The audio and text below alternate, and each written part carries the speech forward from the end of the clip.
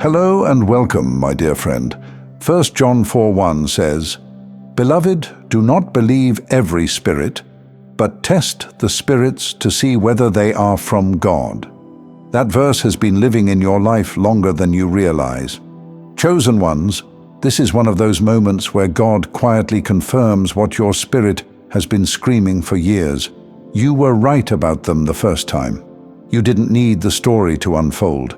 You didn't need the evidence to pile up.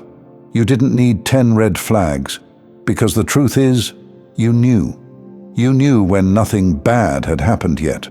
You knew when everyone else called them amazing. You knew when you couldn't explain it without sounding harsh. And still, you talked yourself out of what your spirit saw on day one. Think about how many times this has happened. You meet someone new, everyone loves them instantly. They're charming, funny, saying all the right words, telling the right stories. But the moment they sit next to you, a part of you goes quiet. Your smile stays. You're polite. You nod at the conversation. But inside, there's a small, steady no. No thunder, no drama.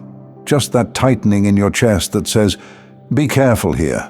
Later, when the mask slips, when they gossip, betray, manipulate, or reveal the exact character your spirit felt, you're left sitting with that familiar sentence, "I knew it.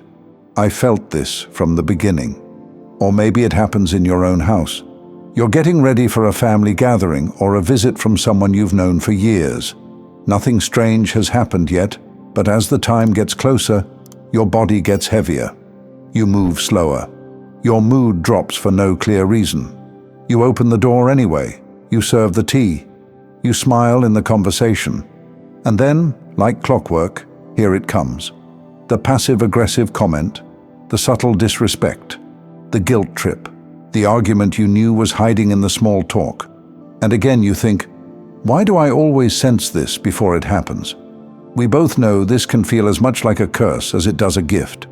It's so hard living with this much knowing and not being understood by almost anyone. Sometimes it's as simple as a message on your phone. You see their name light up your screen. Before you even read the words, your stomach dips. The message looks polite enough. No insults, no obvious attack. But you can feel the hook in it. The obligation, the emotional trap. And yet, instead of trusting that first inner drop, you reread the text 10 times, asking yourself, maybe I'm overreacting. Maybe I'm being too sensitive. My dear friend, you've been living like this for years. Your spirit speaks early. Then your mind arrives late and calls your spirit a liar. You override your discernment because you don't want to be negative. You don't want to misjudge someone. You don't want to be the one who always sees the dark side. So you give extra chances. You let people stay in rooms they should have never entered. You explain away patterns that God has already highlighted. Sometimes it really is your kindness. It really is your patience. But most importantly, you know it's often fear of being misunderstood, because people have labeled you too intense, too deep, too sensitive. You read too much into things. Stop analyzing everything. So you tried to be lighter. You tried to ignore that quiet, sinking feeling. You tried to tell yourself, no, I'm just tired. I'm just stressed. I'm just imagining things. But here is the truth. You were not imagining it. You were picking it up. You were not being dramatic. You were being early. Chosen ones, God did not make you half awake. He did not wire you to only notice what the eyes can see. He gave you a spirit that reacts before the room catches up. Like smelling smoke long before flames appear, this just knowing is not an accident of your personality. It is part of your assignment. Some people walk through life reading words.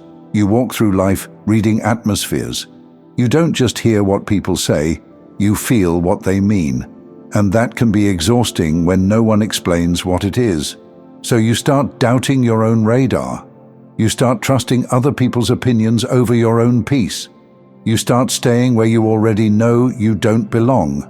God saw that.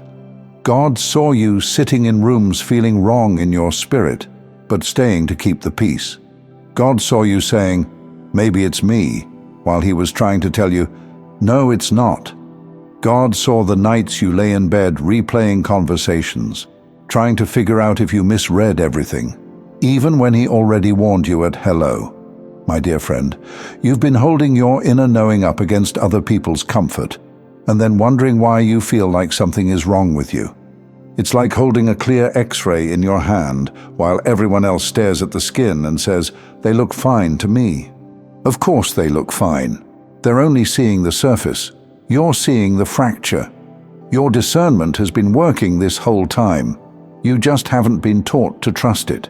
And here's where this becomes healing. Your problem was never that you didn't know. Your problem was that you were trained to doubt what you know. You were taught that love means ignoring red flags. You were taught that grace means letting people stay close after your spirit has already stepped back. You were taught that to be good, you must silence your own alarm. But God is not asking you to do that. He's not calling you to be blind to prove you have faith. He's not asking you to keep touching what burns you, just to show you have a forgiving heart. He is the one who gave you that early warning. He is the one who nudged your spirit before anything happened. He is the one who let your peace leave the room before your body did. And now, He's changing how you respond to that inner knowing. No more treating your discernment like an inconvenience. No more apologizing for what your spirit picks up. No more waiting for the explosion just because everyone else says, I don't see a problem. God is teaching you something different now. That first quiet check in your spirit is not there to torment you. It's there to protect you. You were right about them the first time, my dear friend. And you are stepping into a season where you finally start living like that is true. Now this is where everything begins to soften, because God is not just showing you that you were right about them. He's also healing the part of you that felt wrong for seeing it early. You're not being punished for your sensitivity. You're being shown how to live with it without carrying constant tension. From here on, it starts to look different in small, honest ways.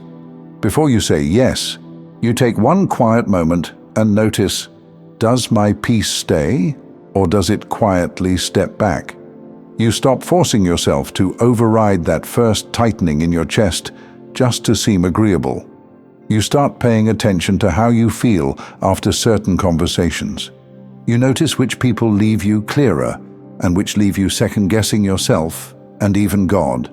You catch the little things you used to dismiss. The joke that doesn't feel like a joke.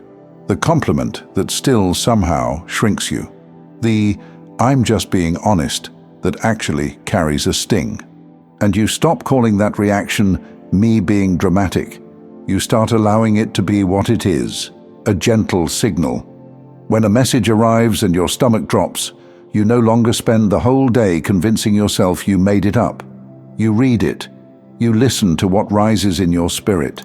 And if everything in you whispers, take a step back, you honor that whisper without building a whole case in your head. Chosen ones, this is not about becoming harsh. It's about becoming honest with yourself. It's about realizing you don't have to stay where your peace keeps leaving. You don't have to keep explaining away the same pattern just because you love someone or feel obligated. Very quietly, your behavior starts to change. You answer a little slower instead of rushing to fix everyone's mood. You decline invitations that your spirit has been saying no to for months.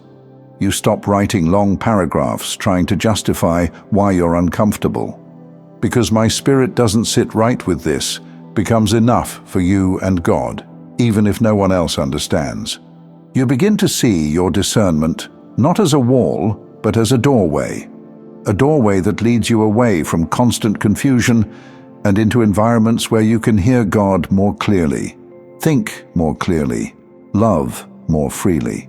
Slowly, you begin to use this gift the way God intended, to choose where your heart can breathe, to protect the softer parts of you that always tried to see the best in everyone, to keep your love available for the right people instead of drained by the wrong situations. And something beautiful happens inside you.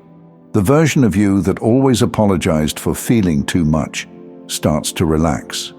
The version of you that carried the blame for every broken connection starts to hand that weight back to God. You realize it was never your job to make unhealthy things feel healthy.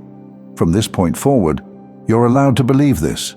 If God let your spirit see it early, He trusted you with that sight, not to scare you, but to give you permission to move differently.